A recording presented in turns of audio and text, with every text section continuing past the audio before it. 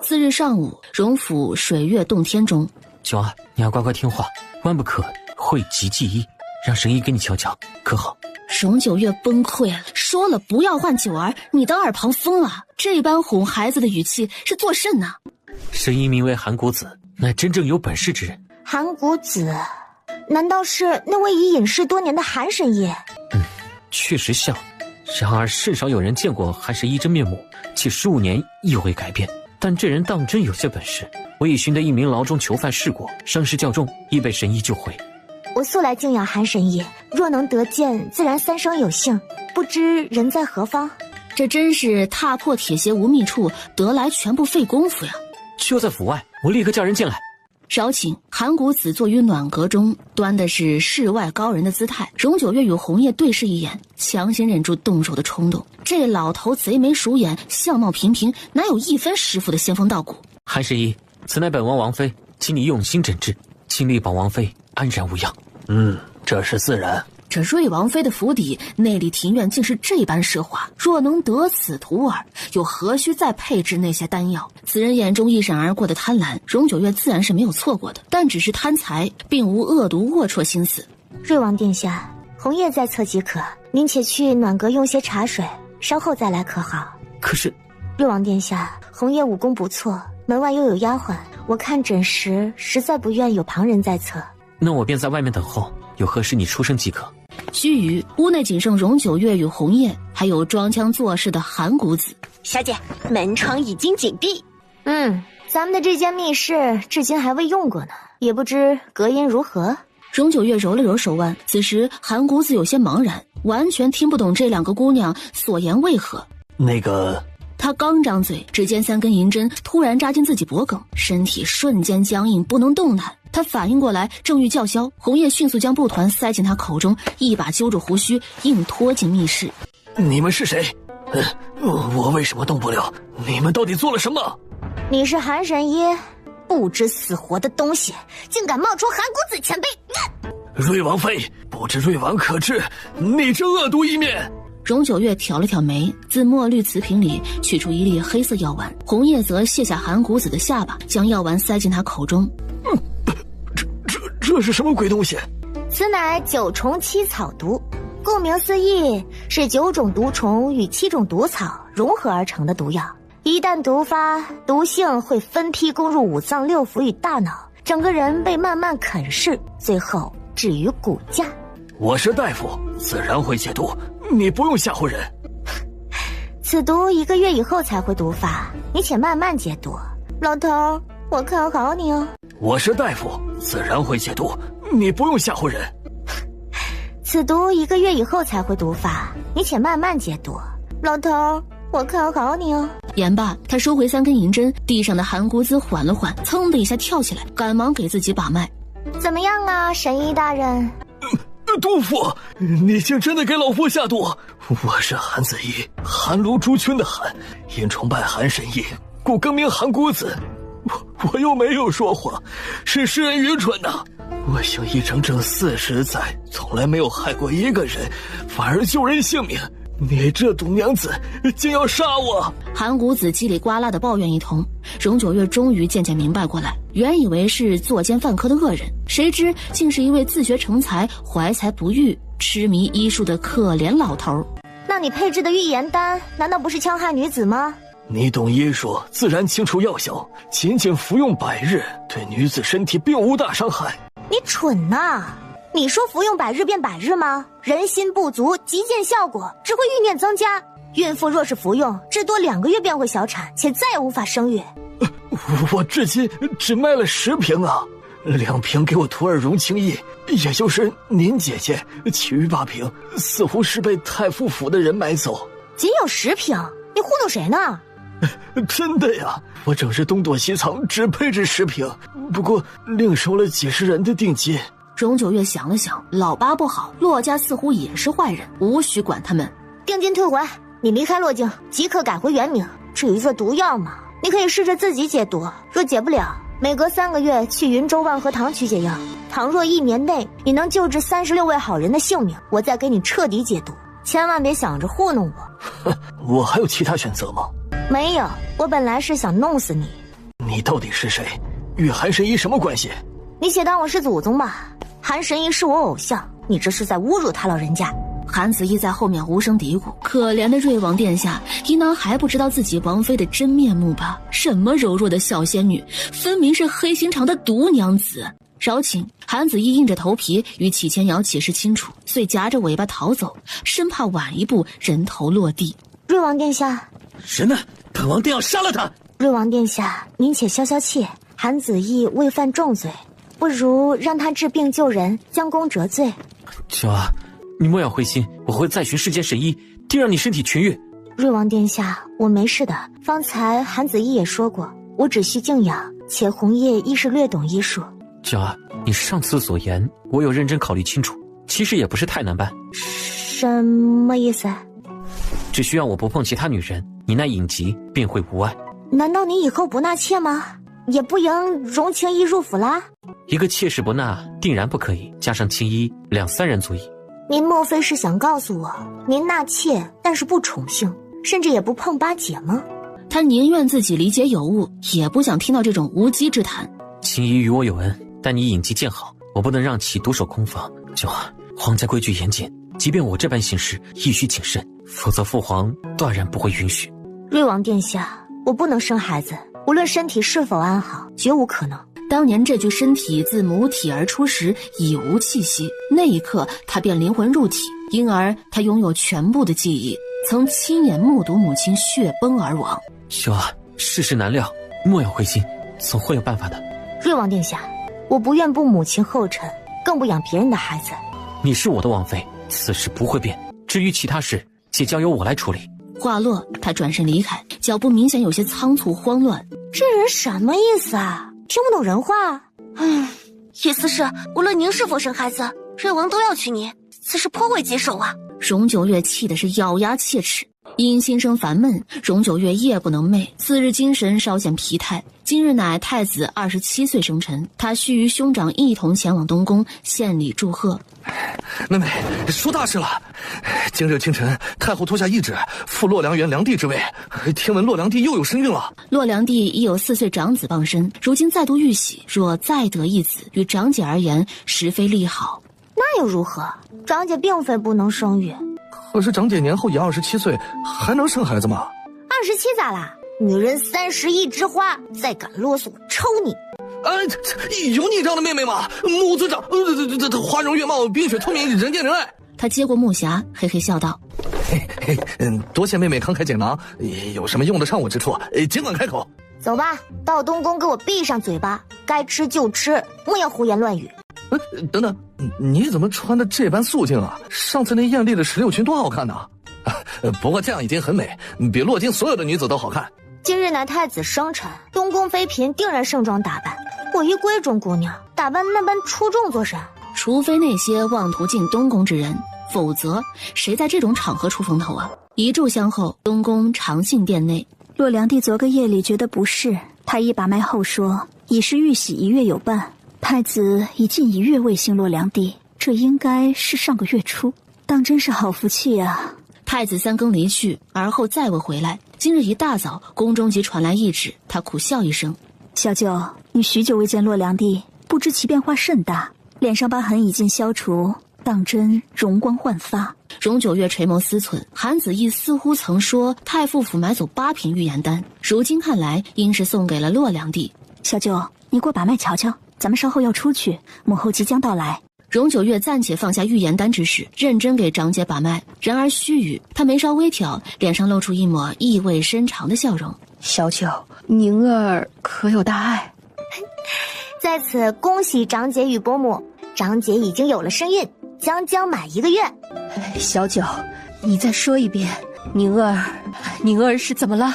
长姐已有身孕，刚满1月，脉象不甚清楚，不仔细难以探查，但我可确定为喜脉。我本想过半个月再告知你们，但岁末长姐过于忙碌，还是小心为佳。宁儿啊，你可有听清？直至此时，荣由宁才反应过来，喃喃开口：“我有喜了，可我的月事近半年一直不准呢。小九，你再查一下。”长姐千真万确，玉玺一跃。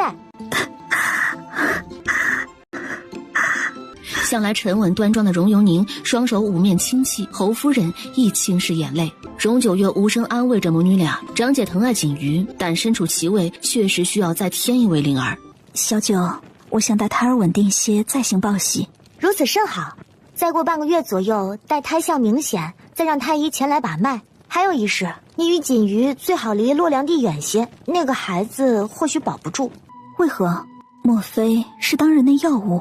非也，那只是养药，即便是身怀6甲者，也不会有大碍。继而，他将预言丹之事简明扼要地告知母女二人。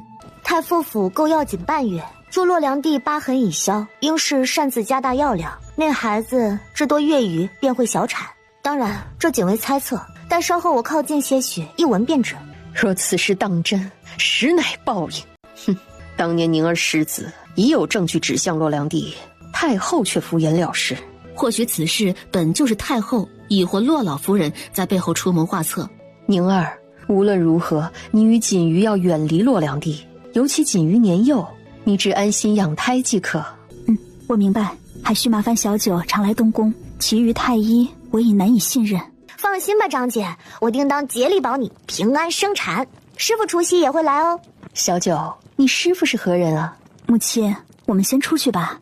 父皇与母后即将驾临，还有宾客在。荣由宁无奈打断，此事为他与小九的秘密，待日后小九愿意说，自然会告知。须臾，身着红色宫装的荣由宁携母亲与妹妹现身宜春殿。九姨姨，你送我的礼物大家都没见过，太好看了。郡主什么好东西未见过，怎的还稀罕乡下玩意儿呢？伴随着戏谑之声，一袭华丽紫色宫装的洛良帝缓缓走出来。洛良帝刚刚复位，似乎忘记了上次的教训。何谓乡下玩意儿？哼，就是嘛！你未曾见过宝贝，便出言不逊，我定要告诉皇祖母。哟，什么宝贝呀？谁人又惹我们锦瑜不高兴了？众人纷纷回头望去，只见圣德帝、皇后娘娘、太后正缓步踏入。圣上万福金安，太后、皇后娘娘安。平身。锦瑜，过来，看你这气鼓鼓的模样，谁人欺负你了？方才九姨姨送了锦瑜礼物，洛良帝张口就是乡下玩意儿。听到这话，殿内的目光瞬间聚集在荣九月身上。圣德帝有片刻怔愣，这姑娘有7分像其母亲，意似荣启。洛良帝真是好教养，乡下人爱你是了，这般瞧不起百姓。嘉兰，你似乎不长记性啊。妾身并无此意，只是与郡主逗乐而已。还不把良帝扶起来？太后瞪了一眼荣九月。嘉兰有孕在身，若是出了意外，谁人担责？荣九月垂眸不语，他也努力装作小透明。这太后没事找事儿，上一个这般糊涂的老太太已经缠绵病榻许久。百姓为国之根本，乡下人亦是朕之子民。何为乡下？东齐开国皇帝亦在乡下耕过地，尔等莫要穿多了华服，便忘了祖宗。是，谨记父皇教诲。荣九月垂手尽力，暗自感叹：这皇帝当真是明君啊！哎呀，难得难得呀！此时，洛太傅躬身入殿，慌忙跪地行礼，叩首告罪：老臣教女无方，求圣上恕罪。起来吧，既知教女无方，便有上心，莫要丢尽太傅府颜面。见太后又欲开口，皇后赶忙转移了话题：锦瑜，九姑娘送了何物，你竟这般欢喜？好多呀，那些接在房间，我这儿有九姨姨刚送的，可写字作画。言罢，他取出木盒，里面摆满了细长的笔状东西。皇爷爷、皇祖母，这些宝贝叫做铅笔和蜡笔，写完字还可以用这些小泥人擦掉呢。锦瑜又翻出一张宣纸，逐一在上面涂涂写写。哎呦，这黑色有些像炭笔，但可比炭笔纤细。这些五颜六色的，真是好看呢。冬日严寒，不易研墨。若有此物，当朕方便。九姑娘，这些你从何而来？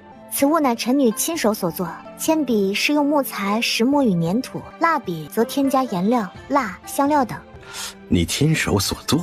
圣上英明神武，百姓安居乐业。臣女在云州乡野同沐君恩，无事便喜琢磨这些。千穿万穿，马屁不穿，没有皇帝不喜欢歌功颂德的。这丫头可比你爹会说话。赵海，从朕司库中挑选好东西，赏赐于九姑娘，按嫡公主分量。诺。宫中尚无嫡公主，圣上这番赏赐当真是前所未有。多谢圣上。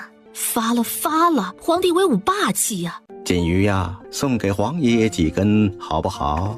父皇，小九先前送儿臣一支钢笔，不宜擦拭，更适合您使用。钢笔，朕总不好夺人所爱。父皇，近日小九又送来一支崭新的钢笔，儿臣原是送与殿下，但想着还是应当孝敬父皇。若能得父皇欢心，于小九而言，百利无一害。尤宁，那是我的生辰礼。启谦应小声提醒，前日他见尤宁用过，甚是喜欢，央求许久，尤宁才答应寻一支。容尤宁无语，他现在已有身孕，还要这人何用？须臾，崭新的钢笔呈上来，容九月上前装好杯油墨水，略作提醒一下握笔的姿势，继而恭敬地呈给圣德帝。好，这东西当真是无价之宝啊！圣上，改日臣女再做一支，可用上红墨水，以便您御笔朱批。好，一言为定。赵海，另赐容九月一块免死金牌。臣女叩谢皇上隆恩。免礼。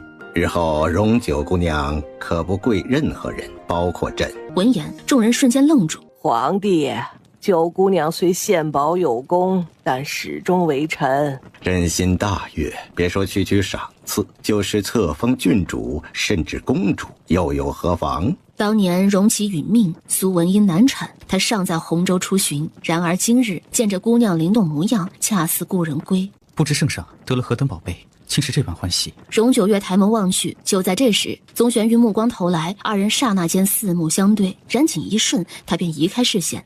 微臣见过圣上、皇后娘娘、太后。臣儿身子可有好些？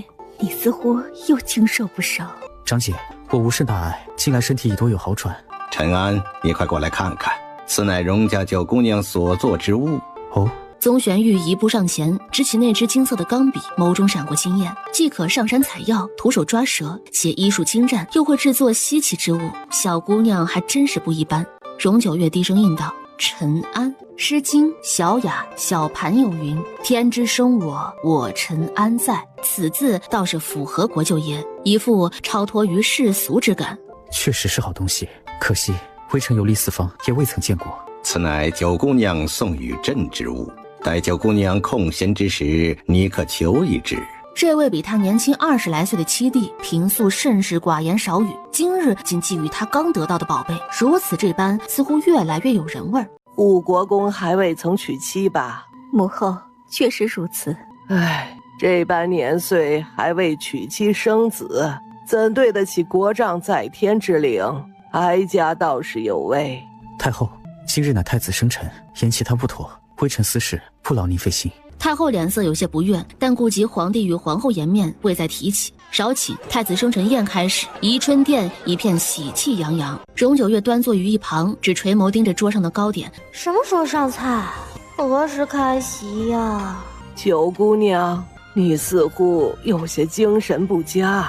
臣女只是惊艳于诸位才华，一时间失神而已，请太后见谅。又未曾用早膳，他当真饿呀！生辰宴而已嘛，大家伙不是应当吃饭喝酒吗？弹什么琴，做什么诗，竟还有人跳舞！父皇、母后、皇祖母，既然贺礼已献，不如用膳吧。九姑娘心思奇巧，想必甚是聪慧，不如再让大家开开眼界。家园此言有理，那便请九姑娘依旧以花为题，与家园切磋一下吧。皇祖母，瑞王只是略作切磋，皇子正妃难道连诗词歌赋都不会吗？太后、圣上、皇后娘娘，九妹妹不擅长这些，不如让臣女替。不必，不就是以花为题作诗吗？臣女遵命。只是一首太少，臣女便以4季4种花，请诸位鉴赏一二。泱泱华夏千年文明，唐诗宋词300首，乃是从小学到大。好啊，九姑娘大气，若能作诗4首，朕再赏。来人，备笔墨纸砚，不，将本宫的钢笔取来，备上等宣旨。荣由宁亦是精神一振，小九从来不打没把握的仗，这些俗人真是不知所谓。一盏茶的时间未到，荣九月缓缓放下钢笔，4首诗跃然纸上。赵海恭敬地将其取过，小心翼翼地放于圣德帝面前。臣安太子瑞王，你们皆过来鉴赏一下。尊敬的叶少王杨万里元稹卢梅坡前辈，小人在此冒犯，望请见谅。春季杏花，英莲鸡翅映苍苔。小扣柴扉久不开，春色满园关不住。一枝红杏出墙来。夏日荷花，泉眼无声惜细流，树阴照水爱晴柔。小荷才露尖尖角，早有蜻蜓立上头。秋日菊花，秋丛绕舍似陶家，遍绕篱边日渐斜。不是花中偏爱菊，此花开尽更无花。冬季梅花，梅雪争春未肯降。骚人阁笔费评章，梅须逊雪3分白，雪却输梅一段香。好，好，好，文采飞扬，妙笔生花，堪称世间大家杰作。圣上，这些诗作皆是民间友人有感而发。如今冬期海晏河清，百姓吃饱穿暖，方有此兴致，可见乡野亦成世外桃源。好一句海晏河清，世外桃源。朕日日听百官歌颂，不如闻九姑娘这8字欣喜。赏，赵海继续赏，按方才奋力双倍赏赐。圣德帝朗声大笑，若非这姑娘已是瑞王妃，他定册封郡主，甚至公主。多谢圣上隆恩。先留下一个好印象，待改良兵器于盔甲之事由英国公禀报，他再请求解除婚约。骆家元脸色苍白，今日这一遭竟为荣九月再添盛彩。太子妃与九姑娘姐妹情深，理应同喜，加封敬意2字。太子妃得亲赐之封号，乃史无前例的殊荣，即便此生无子，正宫地位亦无人撼动。儿臣谢父皇隆恩。太子27岁生辰宴以荣家出尽风头正式宣告结束。荣九月与伯父伯母交谈几句，目送侯府马车离开，正欲回去。九儿，让我送你吧。此前他确实只惊艳于九儿的美貌，如今则是愈加倾心。殿下，请问师傅正在何处？我昨日下午也无法寻到。那老头根本不是韩神医，不过是骗子而已。昨日已被九儿拆穿。不可能，师傅医术高明，怎会是骗子？九妹妹莫不是因我而迁怒师傅？你怎可这般小心眼呢？青衣，老爸，别以为我不敢抽你，我不屑理会你，当真以为我没脾气？你那师傅早已交代清楚，且昨日下午离京，似乎是去将功折罪。老爸，看在同姓同族的份上，我奉劝你一句：韩子义所教之医术，包扎小伤尚可，莫要逞强，误人性命。九儿，可是青衣医术不错，医治重伤不在话下，尤其是那接骨。青话未说完，荣青衣蓦地晕倒过去，齐千瑶迅速接住。见状，荣九月后退2步，且顺手拉了一把红叶。老八这家伙是禁不住打击，还是妄图碰瓷儿呢？瑞王殿下，我先告辞了，便不耽误您英雄救美。话落，荣九月匆忙登上马车，红叶紧随其后，二人一溜烟儿的消失了。齐千瑶神色焦急，但看着怀中昏迷的荣青衣，只能暂且将他抱到马车上。主子，咱们现在回府吗？九姑娘已经离开，瑞王亦带着心上人离去，主子还没看够热闹。荣九月不喜欢瑞王，半分男女之情都没有，他看得清楚。莺莺燕燕不断的瑞王，当真不堪为良配。夜色渐暗，热闹一天的东宫终于恢复宁静。殿下，您怎么还在这儿？请问我不在此处，应当去往哪里啊？您今日生辰，洛良帝有喜，可谓双喜临门，您自然应去锦兰殿。他现在有孕在身，脉象不显，暂时不便寻太医来，未免出现意外，还是远离太子。尤宁似乎愈发不在意我了。尤宁，今日我生辰之喜，兴许嫡子便会到来啊。殿下，您将再添子嗣，今夜锦衣有些闹人，我去好好哄女儿。不好意思，本宫已有喜。在妻子与女儿的双重无视下，齐千影无奈离开长信殿。4日后，正值小年，开元寺举行隆重的祈福大会。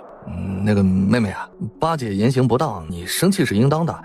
但咱们毕竟是一家人，没有隔夜仇。太子生辰日，八姐骤然昏倒，听说是心郁难解。当时她因与人有约，提前离开，不知事情缘由，只知与妹妹有关。她与八姐自幼交好，15年的姐弟情谊不假。若是妹妹与八姐和好，日后二人同在瑞王府，也有个照应。所以今日你的亲八姐亦会前往开元寺，你此番为说客。八姐与三婶每年都会去，伯母亦是。是吗？毕竟是落京盛世，自然要去求平安。你早说，我便不会犹豫。老八怨恨他，又心高气傲，怎会拜托荣之墨为说客？想必此行应会有意外之喜吧？荣青衣会不会再买凶刺杀？应当不会，虽是太医留下把柄，但不一定。毕竟在那魔女眼中，我为病弱之人。这些麻烦全与瑞王有关，还有那姓骆的，也是瑞王的烂桃花。还是在落霞山舒坦呢。对于荣之墨，他仁至义尽。待长姐平安诞下子嗣，他便回云州。临近山脚，二人绕道而行，于这开元山中惬意的游览观赏。因而待荣九月抵达开元寺，祈福大会已经基本结束，众人渐渐散去。舅儿，你怎至此时才到？我去府中寻你，管家说你已经出发，我一路未见踪迹。荣九月面无表情地看着眼前这一对同穿紫衣的璧人。九妹妹，你是路上遇到了麻烦吗？可惜祈福大会已经结束。九儿，我是抵达开元寺后才遇到青衣的。荣九月淡淡哦了一声，转身去往寺里求签处，为自己与鸿雁还有师父与师兄各求一只平安符。九儿，我陪你逛逛吧。开元寺后面有棵许愿树，最是灵验。你与八姐去逛吧，我要回去。启千瑶看了一眼荣青衣，默默跟着荣九月离开。荣青衣跟在二人身后，垂眸掩去眼中恨意。九儿，青衣母亲已经乘马车回府，她若与我同乘，不合规矩。我的马车太小，仅容下2人，你们又不是第一次。话落，他与红叶登上马车，车夫随即赶车离去。启千瑶无可奈何，只能让荣青衣乘坐瑞王府的马车。荣青衣看了看前方，嘴角轻扬，哼，真是天助我也。殿下，我的玉佩不见了。玉佩丢了便丢了，兴许是落在了开元寺。不，那是我自幼佩戴，乃外祖母留于母亲之物。殿下，林峰，你快速折返一趟，寻不到即刻回来。殿下，您今日仅带属下1人，属下不可离开您呐。似乎因九姑娘不喜人多，今日殿下竟不允暗卫跟随。殿下，你让我下来，我自己回去找玉佩吧。林峰，你且快去快回，此乃本王命令。林峰无奈，只能骑马折返。当年在落霞山，我亦丢失一枚玉佩，乃是母后所赠，相同款式，我与大哥1人1个，可惜再难找回。你当时可曾看见？我并未注意到，当时只顾着救殿下。也是，当时我身受重伤，若非你救治及时，我早已命丧黄泉。突然，自林中飞出一支利箭，直中前方马车。刹那间，10数个黑衣人从天而降。九儿，殿下，发生了何事？你留在马车里别动，我必须去救九儿。齐千瑶甩开他的手，如疾风般冲向前面。可是荣青衣竟然也跟着跳下马车，匆忙追赶过去。此刻，荣九月与红叶依然安稳地坐在车上，而那个矮小的马夫却突然从车座底下抽出一把大砍刀，转眼间已有大半人倒在血泊中。九儿，你可有受伤？然话音未落，却发现又有一群黑衣人从两侧的密林中蜂拥而出。殿下救命啊！荣青衣被吓得惊叫连连，不断地往启千瑶身边躲。混乱之中，他与一名黑衣人迅速交换了眼神，后者略作回应，转而举剑刺向启千瑶。殿下！荣青衣惊呼一声，毫不犹豫地挡在了启千瑶的面前，眼看长剑即将刺入他的肩膀。这一切发生的太快了，而荣九月却看得清清楚楚。原来如此，既想要他的性命，又想演上一场美人救英雄的戏码。只可惜他最擅长将计就计。就在黑衣人的长剑即将刺入荣青衣的肩膀时，突然感到手臂一阵刺痛，竟然失去了控制。长剑从荣青衣的右额头直接划下，刺破右眼，直至小腹才停下来。青衣！启千瑶大惊失色，立刻跪地抱起重伤的女子。石头，回来，我临终。随着他一声令下，马夫扛着砍刀迅速跳上马车，勒紧缰绳，马车如闪电般冲入密林深处。那些训练有素的黑衣人完全不理会启千瑶和荣青衣，毫不犹豫地提剑追杀上去。殿下，暗卫们迅速赶到，林峰亦在此时匆匆赶回。本王没事，青衣受伤严重，立刻给他止血，带回王府传太医。怎么回事？他扫视四周，地上皆是鲜血与黑衣人的尸体，却未见熟悉的身影。小舅舅，你帮我把青衣带回王府，我去救救我，好多人追杀，就在前方。然而话音未落，只见眼前一道白影闪过，宗玄玉已不见踪影。殿下，您带八姑娘回府，让暗卫随护国公救人。八姑娘伤势严重，耽误不得呀！必须找到王妃，快去！事情为何会突然至此？那一剑以他的身手本可以轻松躲过的，根本无需轻易相救。与此同时，高手过招，招招致命。你们这些人武功不错，对毒药免疫，那便试试我独门秘方。荣九月扬手一撒，整个林中瞬间香味弥漫，更添一分诡秘。杀！这般可不犯法。红叶与石头话不多说，立刻加入厮杀，双方如亡命之徒，杀招频出。三人武功虽高，但黑衣人众多且身手不凡，渐渐皆有负伤。突然，黑衣人速度变慢，身体甚至有些僵硬，眼神略显涣散。趁你病要你命，一个不留，无需审问，全部诛杀！不消片刻，方才如同杀人机器的黑衣人全部倒在血泊中。小姐稍事不轻，咱们先。何人？是我。宗玄玉突然现身，当他看清荣九月时，整个人如同僵住一般，脸上满是痛色与惊慌。那个国舅爷，护国公，您老怎么来了呢？然而此时，一袭如雪的白衣已然是脏乱不堪，甚至还划破了几处。对不起，是我来晚了，你伤势很重。我没事儿，只是外伤，我身上血迹多是这些黑衣人的。还有是这些人追杀我迫于无奈才反杀，此乃正当防卫，当真怨不得我。宗玄玉仔细打量一下，见眼前女子虽血迹斑斑，但精神尚佳，他的心终于恢复了跳动。荣姑娘，你们伤势不轻，且医生皆已染血，这般回去多有不便，不如先去寺中处理伤口。寺院西侧有一处我的私人别院，里面有各种伤药，马车亦在附近。好，那便麻烦您了。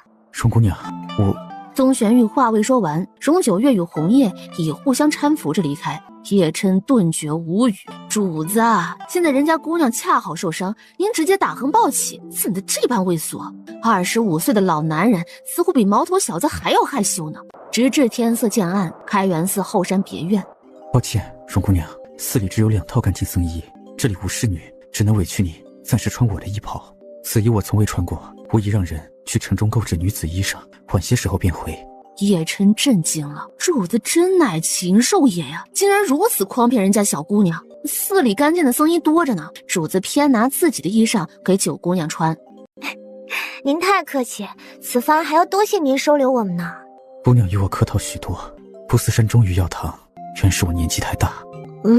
不是，是您这身份。既然如此，那我往后可不跟你客气了。寺中多有香客修行，不论男女，在禅房住几日乃常事。你们身上皆有伤，不若差人回府告知一声，待明日再归，可好？好，那便打扰了。须臾，红叶与石头各自养伤，荣九月则与宗玄玉有事相谈。你是沿着马车路线寻找的吗？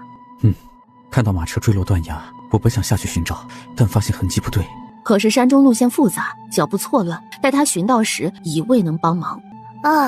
我们中途弃马车欲避开，但那些人太精，不一会儿就追上来。我在外不过一个病秧子形象，怎会动用这些高手呢？那些黑衣人皆是死士，动用他们自然是针对侯府死士。平阳侯府亦有死士，对方认出你出行在外，应守卫森严，且看侯夫人与太子妃便知。此事不用想，也知幕后之人是谁。今日多谢，我有些劳累，先行去歇歇。你也受了寒，早点休息。荣九月，你愿意嫁给瑞王吗？不愿意，亦不想嫁人，但我会自己解决。好，若有需要我之处，还望莫要客气。姑娘既答应为我看诊，可要说话算话。君子一言，驷马难追。宗玄玉很好，但他不能自私，让旧生2人生气。与此同时，夜色下的瑞王府乃是一片的兵荒马乱。怎么样？可有9号消息？九姑娘无事，仅受外伤，今夜于开元寺暂歇，明日方归，且已派人回府告知。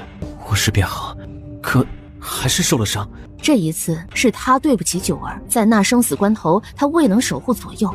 殿下，待王府暗卫赶到时，护国公已带着九姑娘等人回寺院疗伤。真是多亏了小舅舅，那般不碍理事之人，竟为本王跑这一趟。直至虚实过半，荣青衣终于暂时保住性命，但尚未苏醒。荣八姑娘右眼已毁，左脸必会留下重疤，腹部受伤严重，往后不能生育，余生缠绵病榻，需日日服药，且影响寿命。一个女子几乎被贯穿腹部，能勉强活命也是难得。我的青衣呀！三夫人进门时，恰好听见后两句，顿时悲声痛哭。都怪荣九月那个灾星，凭什么病秧子无事，青衣却遭此横祸？本王念你是青衣生母，姑且饶过。若再有下次，本王定割了你的舌头。瑞王殿下恕罪。青衣蝶神婢女说，此刻是九姑娘找来，青衣因救您受伤。乱嚼舌根之人，即刻杖毙。此刻冲本王而来，连累九姑娘而已。至于这个救命恩人，本王若认，那才算数，否则什么都不是。来人，送他们回去。八姑娘暂于王府，客愿养伤，待伤势好转，本王将其送回。言罢，其肩摇拂袖而去。林峰迅速招呼侍卫，将这二人请走。夜色深沉，太傅府却是腥风血雨。30位死士，竟无人生还，偏偏那病秧子还没死，是他们废物，还是有高人相救？是不是瑞王殿下出手相助？或许是。然而今日午后，瑞王突然抱着血淋淋的荣八姑娘进府，未见旁人。荣青衣亦是个惹人厌的东西，如此甚好。荣九月是否已经回府？我们的人于暗中观察，并未见人回府。今日多有善男信女宿于开元寺。再派人去，务必诛杀荣九月。二小姐，万万不可呀！护国公嗣国亦在开元寺。今日傍晚，护国公府的马车高调去往开元寺，四周护卫众多。那病秧子真是好命，那便再留他几日。我偏不信每次都能这般巧。反正此番所派死士，皆是他在府外私自培养，身上绝无任何标识，就已全部身亡。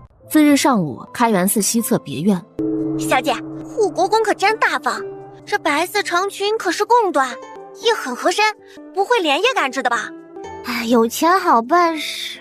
今日气色看似不错，姑娘自己的伤药确实比我的效果好。哦，还行，改日我送你一些。请问改日是什么时候？那些金疮药和止血药我有存货，3日后你派人去万和堂取。我那儿还有一支崭新的钢笔，珍珠银白色，你需要吗？若姑娘相赠，我荣幸之至。冒昧问一下，此物还有何人拥有？一共8支，师父与师兄，红叶与张杰每人1支，皇帝2支，我自用1支，恰好余1支。荣之墨我都没送，兄长写字实在太难看。多谢姑娘厚礼，我定当视若珍宝。话落，他上前半步，但似乎又想到了什么，脚步稍顿，继而双手递上一件白色披风。今日天气不佳，虽无北风，但岁末佳节将至，莫要着了风寒。嘿，多谢。昨日我把你的那件大氅弄脏，今日你又准备衣裳与披风，要不我还是折银给你吧。姑娘又与我客气，我这还盼着姑娘为我看诊呢。那好吧，以后少收你医药费，再多送些好药，保证你不会吃亏。你听我与你说啊。清幽雅静的庭院里，少女的声音如黄莺出谷，话语不停，似乎为冬日添了几分暖意。从后面遥遥望去，2位身穿同款白衣与大氅的男女正于盛放的梅林间惬意漫步。许是上天为了应景，此时竟飘起了纷纷扬扬的雪花。腊月25日午时过半，宗玄玉思虑周全，为了闺中女子的清誉，未与荣九月同行，2辆马车保持着一定的距离，直至荣九月安全回府，他才绕道返回自家府邸。叶晨，洛太傅已年之不惑，应当活够了，是时候下去孝敬慈父，这个除夕便无需再过。宗玄玉丢下这句话，紧抱手中的白色大氅与锦袍，遂移步书房。那分明是荣九月昨日林间所披，还有别院之内的穿着之意。这些年所谓太傅，不过是太后强行举荐，挂此虚名而已。早些让太傅意外丧命，他定可领取一大笔赏银。反正主子最是有钱了，否则怎会命10位绣娘连夜为9姑娘赶制衣曲呢？与此同时，荣府之内，荣九月的愉悦心情在见到荣之墨时烟消云散。妹妹，八姐伤得好严重，你曾说认识什么隐世神医，赶紧寻来给八姐医治啊！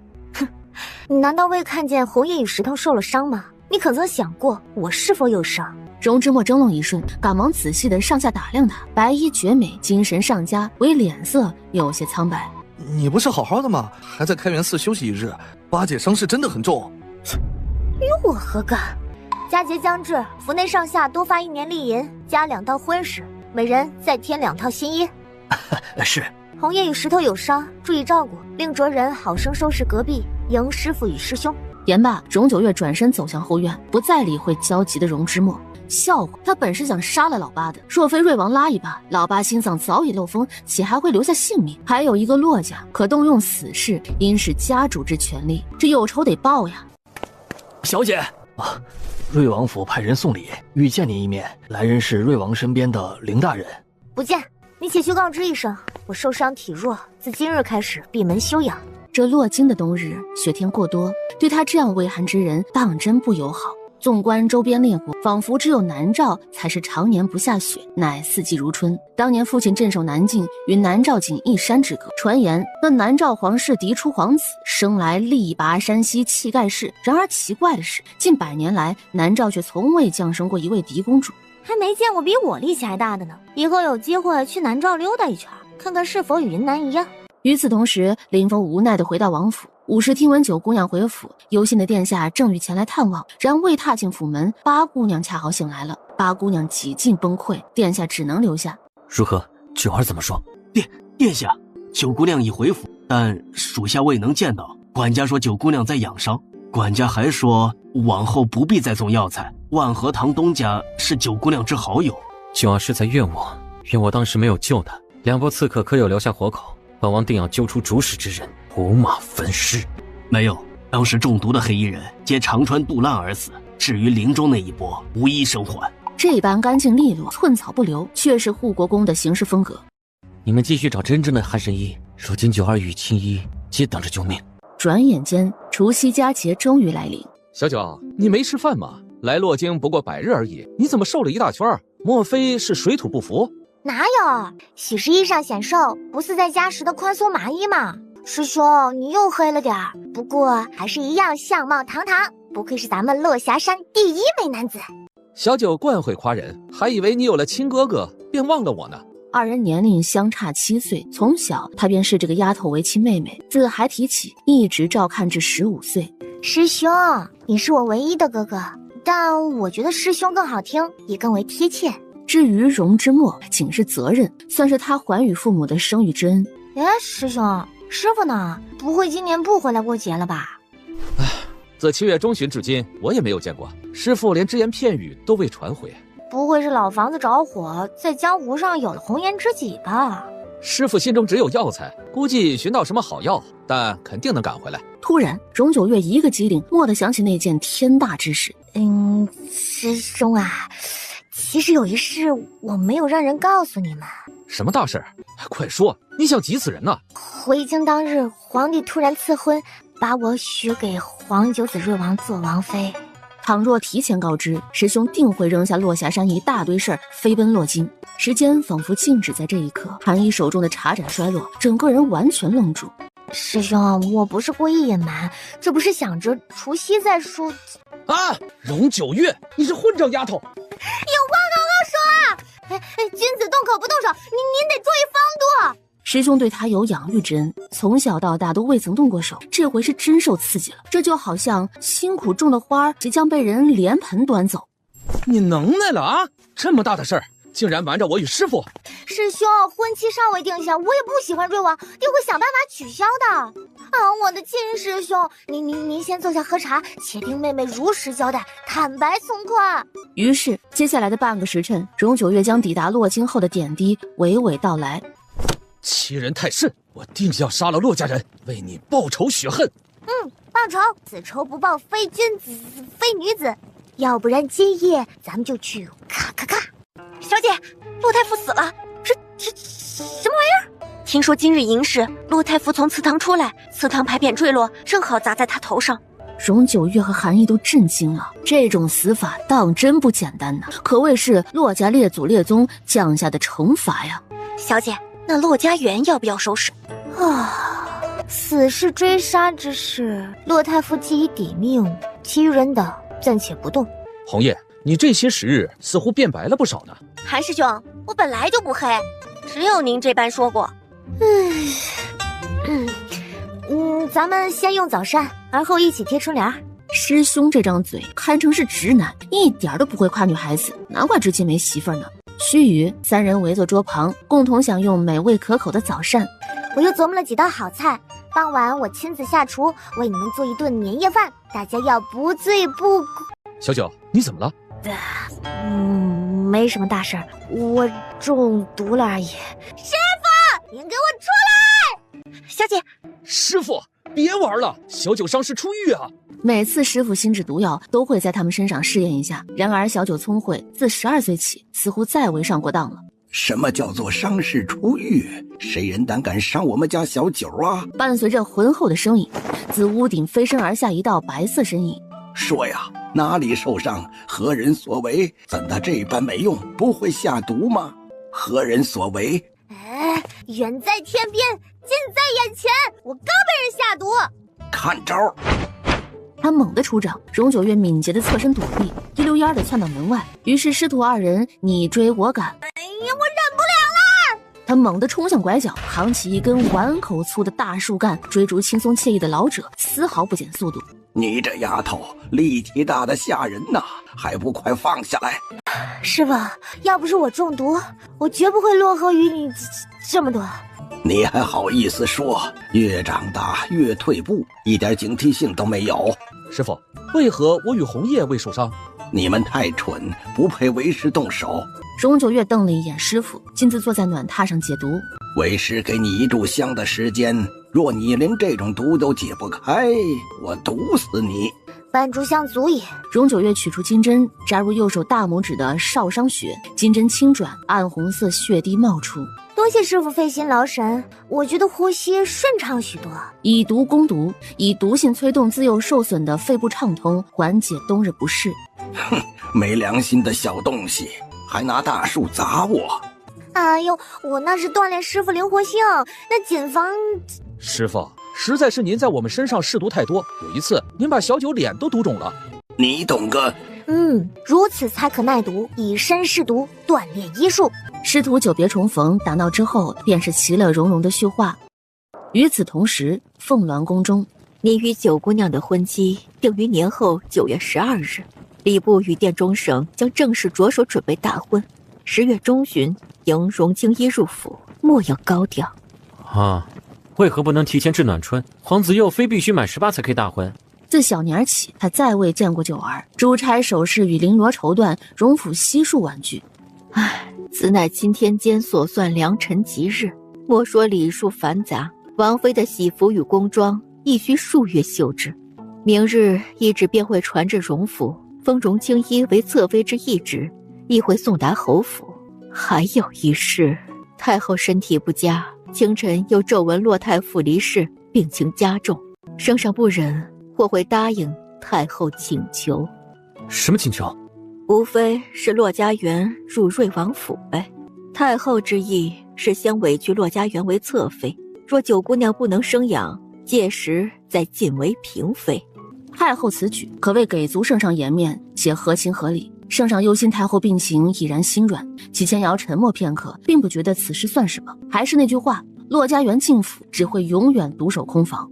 今年的除夕夜，洛老夫人痛失独子，悲伤晕厥。更糟糕的是，2个月身孕的洛良娣刚至灵堂便突然见红。富贵尊崇的太傅府如今陷入一片混乱不堪。然而此时荣府却是热闹非凡。紫笋茶红烧肉、炙羊肉、鱼肚喂火腿、佛跳墙、爆炒凤舌，这8道菜皆是我亲手所做。此乃梅花酒、桃花酿，还有师傅最爱的烧酒，全是我做的。团圆饭前的老规矩。这么有钱，还如此财迷。韩谷子笑容满面，一手递上红色锦带，一手轻捋着胡须。师傅，您是世上最好的师傅，是天下最帅气之人。小九，你还说我最帅呢？众人嬉笑间，共同举杯畅饮，共度除夕佳节。小九，你看过兄长，年后便回落下山。荣九月与韩毅对视一眼，偷偷咽了口口水，傻笑了一下，而后将赐婚之事详细道来。韩谷子笑意骤然消失，脸色甚是难看。师傅，小九，重点是这个吗？你愿不愿意嫁入王府？回答我。不愿意，我不想嫁人。此事你不用管，交给为师。师父啊，那是皇帝与皇子，咱只是平民，万万不能下毒哦。平阳侯府对我不错，太子妃亦是好姐姐，荣之墨毕竟是爹娘儿子，咱还有万和堂。你这孩子瞎说什么呢？我不想找死，也不会让你酒足被诛。皇帝曾经欠我人情，如今不过取消婚约而已，应当不难。小九啊，成亲不是好事，你娘是如何香消玉殒的，你自己清楚，莫要重蹈覆辙。我明白。小九，要不你嫁给韩义，为师把她彻底绝嗣，如此你便无需担心。韩义如遭雷击，这是亲师傅，这是什么操作呀？师傅，我与师兄是亲兄妹，我不想嫁人，更加不会生孩子的。随后，荣九月与师傅简单讲述一下宗玄玉的病情。这个国舅爷为人挺仗义，我想尽力救治，当然了，医药费不会少。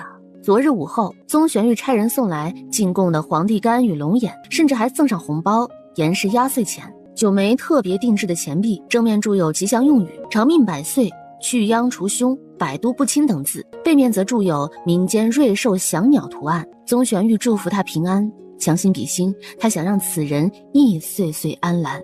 小事情你自己看着办，能治就治，全当锻炼你那半吊子医术。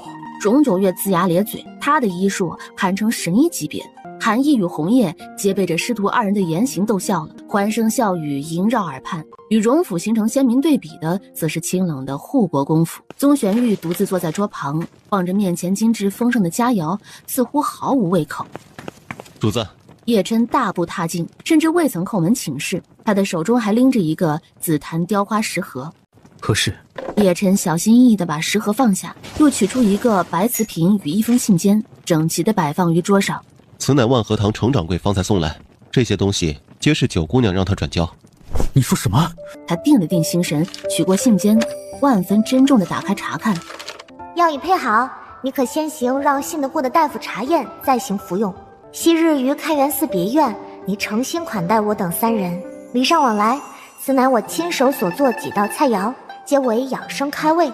另外，多谢你的压岁钱，我定会竭尽全力让你恢复康健。宗玄玉极力掩去上扬的嘴角，将信笺缓缓合上，收入衣襟之中。叶琛，将桌上膳食全部撤下，不得再进来打扰。是。原本他欲开口提议食盒内之物是否要先行试毒啊，但见主子神色，他若说出口，小命危矣。骆太傅之事，你做得很好，去领2000两银子。多谢主子。因骆太傅离世，骆良娣见红，太子分身乏术，而昏迷数日的荣青衣终于在正月初1寅时醒来。青衣，你怎会伤成这样？不是你自己寻的人吗？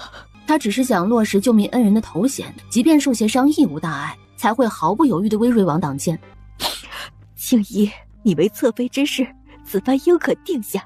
凭着2次救命恩情，瑞王定会好生待你的。至于孩子，日后从师姐那儿抱来一个养着，我再奢望王妃之位，稳坐侧妃已然足矣。其实以青衣的身份，瑞王侧妃实乃高攀，是青衣天真，竟然相信男人的甜言蜜语。父亲，是荣九月害我至此，我这人生不该是这样的，我好不甘心啊！他知道自己因恨瑞王变心，但他恨不得。没办法，我要再想这些，你便好好养伤，安心做瑞王侧妃吧。与此同时，太傅府后院亦是正处悲痛欲绝中。你胡说！我的孩子好好的，怎会保不住呢？老臣怎敢妄言此事？您3日前已有滑胎迹象，老臣方稍爱保胎，但今日见红如此明显，喜脉亦是虚弱至极，最迟5日便会小产，还望良娣节哀。绝不可能！我身体一直很好，胎相也甚是稳固。姐姐，你想把太子殿下喊来吗？冷静一下，方有万全之策。许太医是太后之人，故而于太子因事离开时才禀明此事。骆家元看向许太医，神情严肃，声音压得极低：你务必保这个孩子之上元节，对太子爷、梁帝母子皆安，因悲痛而见红。臣会尽力拖延，但不可过久，否则于梁帝身体有损。一个保不住的孩子，自然要发挥最大的剩余价值。许太医离开后，罗家元扶起满脸泪水的姐姐，细细分析此事。情况紧急，许太医暂时无法查出孩子因何出事，但事已至此，原因咱们暂且不问。如何用孩子除去碍事之人，方为现在关键所在。姐姐，你还有燕儿这个长子呢。将此事扯上太子妃，但容尤宁谨慎，如今连表面功夫都不做，整日避之不及，甚至郡主亦是如此。姐姐，太后说上元节将会举办宫宴，太子妃虽然谨慎，但还有荣九月呢。此女有点小聪明，但终究是长于乡野，这第一次参加宫宴之人，意乱生事啊。太子妃家世显赫，如今又得皇室亲自封号，即便最终证据指向太子妃，恐也会漏洞百出，大事化小。然而，倘若荣九月谋害梁帝，这幕后黑手，所有人都会想到是太子妃的。有时候啊，那些模棱两可的流言，可比看似明确的证据更具杀伤力。大年初一，辰时刚至，荣府内。哎呀，婚期定于9月12，如今才正月初一，这么着急量制婚服做事，也不怕人长胖。九九，重点是这个吗？师傅还没醒呢。我已经醒了。且慢，我觉得师傅不应进宫，你先听我分析再瞪眼睛行不？师傅，你已隐世15载，若进宫便再难隐藏身份，你喜好自由，断不会留于皇宫。然如今的皇帝是否会放您离开呢？这个皇帝不错，看似像明君，但帝王皆有通病，那便是怕死，甚至追求长生不老。江湖传言师傅医死人肉白骨，更有甚者，传言师傅会配制延年益寿之良药。师傅，您信我，最迟3月，我定会解除婚约。倘若无计可施，我宁愿死遁离开，亦不想让您再入俗世。好，为师听你的。韩谷子打消进宫念头后，扎进药房继续捣鼓药材。韩毅则忙于万和堂的生意。荣九月与荣之墨正处于冷战，但二人亦于大年初2同回平阳侯府。只因太子与太子妃今日归来，瑞王作为准女婿，亦是同行。九儿，婚期已定，过几日上衣局会为你量制婚服与王妃宫装，你可挑选心仪秀样。瑞王殿下，刺客之事，你是否已经查清真相？2部刺客未留下一个活口，实难调查，看似像江湖人鱼死士。倘若我说那江湖刺客乃老八自导自演，不知瑞王殿下是否相信呢？不可能，青衣伤势当真严重，怎会是做戏？这般代价未免过大。此言有理，可我见到老八与黑衣人使眼色，幕后之人就是老八。九儿，瑞王殿下，我有仇必报，自然想要老八性命，您当如何？九儿，青衣是你姐姐，你莫要胡乱猜测。荣九月眉梢微挑，瑞王终于有了一丝天皇贵胄的霸气，这才对嘛，分明是条龙，何必整日扮作纯情小白兔呢？瑞王殿下，我就是讨厌老八，绝不会与之同入瑞王府，否则我定会不择手段弄死他。九儿，你莫要再闹，青衣如今这般情况，只能入王府，往后你们井水不犯河水即可。瑞王殿下，臣女无话可说，在此祝您与荣青衣百年好合，情比金坚，早生贵子。臣女告辞。话落，荣九月再次府里，头也不回地转身离开。少顷，荣九月与荣幽宁齐聚后院闺房中，秘密叙话。初一清晨，洛良帝见大红，但许太医禀报，这仅为大悲大痛之因，胎相依然稳固。见红后很快便会小产，看来洛良帝是想榨干孩子最后一滴价值。荣幽宁瞬间心领神会，这是想寻个替死鬼呀！倘若5日内还不落胎，包公则会被死胎感染，恐留下后遗症呢。洛良帝以后不能生育，恐再也无法侍妾，甚至影响寿命。世间女子不易，只要洛良帝安分守己，我不会为难他们母子。小九，上元节宫中大办宫宴，正是动手的好时机。长姐顾好自个儿与锦瑜即可，我会当心的。同一时间，容之墨犹豫再三，偷偷寻上了齐千瑶。瑞王殿下，妹妹似乎认识一个隐士神医，妹妹出身极为体弱，若不神医在侧，应很难活至现在。为何说九儿认识神医？容之墨摇了摇头，不敢把妹妹喂毒与杀人劫财之事说出，毕竟是异母同胞的亲妹妹，他只是觉得妹妹这般冷血实在不对。妹妹只是说曾经有位隐士神医给她赐药，因而我想着她应当是认识的吧。你这样哪里像嫡亲兄长？九儿是亲妹妹，你要亲疏有别。难怪九儿性情大变，原以为是受皇嫂影响，如今看来兄长偏心才是关键所在。秦姨无需你操心，你好好关心自己的亲妹妹即可。婚期已定，你这兄长得重视起来。丢下这句话，齐千瑶狠狠瞪了一眼容之墨，甩袖离去。正月12日，天至微明，叶琛突然悄悄来至荣府。九姑娘，主子情况不太好，可否劳烦您去看看？主子服下丹药，但还是不舒服。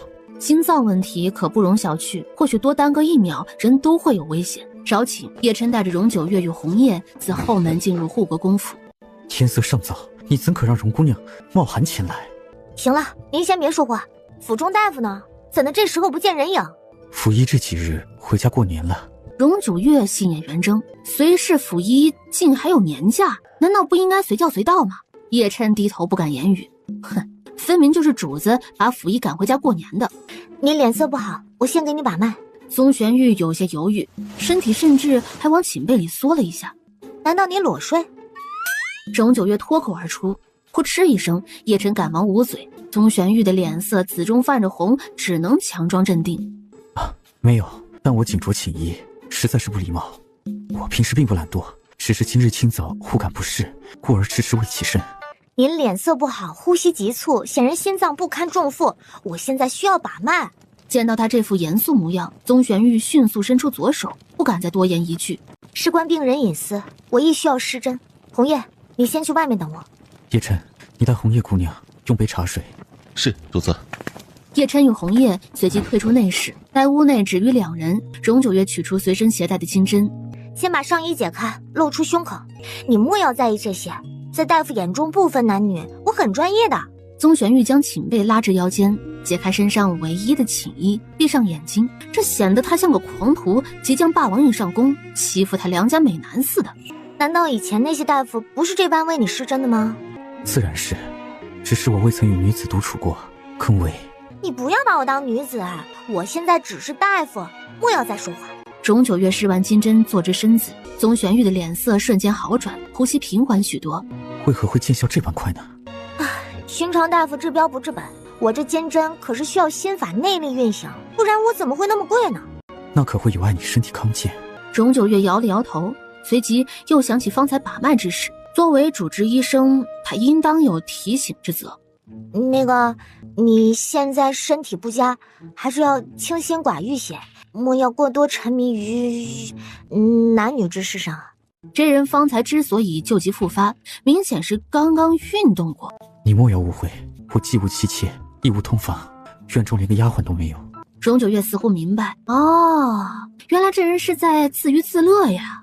你现在心脏不好，暂时不宜做这些事情，无关体力，而是尽量不要让自己过于兴奋。宗玄玉偷瞄一眼，这姑娘一副老夫子的姿态，相比之下，她像个毛头小子，实在是有些丢人。你之前是不是救过很多人？还行，以前在云州时，我只给女子看诊，男人一般都是师兄出手，除了重伤之人，比如断骨，那我才会医治，因为我接骨技术顶尖。